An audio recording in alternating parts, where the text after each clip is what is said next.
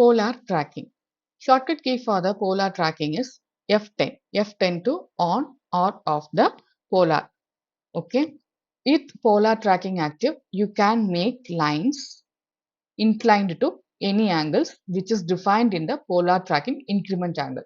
This tooltip, see the green line that indicates the nearest polar snap increment. See 35°, 60, 110. See how to add the angles. Draft setting. DS for draft setting dialog box. Here choose the polar tracking tab. See the increment angles 90, 45, 30, 22.5, 80. These are the defined angles.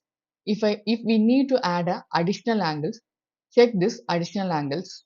Then choose new, give the additional values. Again new.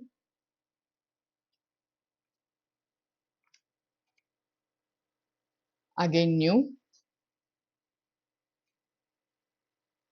If any one angles you don't need means click this and delete. Click OK. Choose anyone. See the 11. See. This tooltip indicates the nearest polar snap.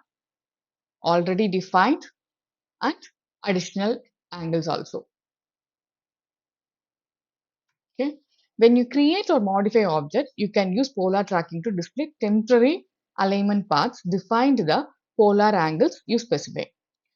So note additional to ortho mode and polar tracking cannot be turned on at the same time.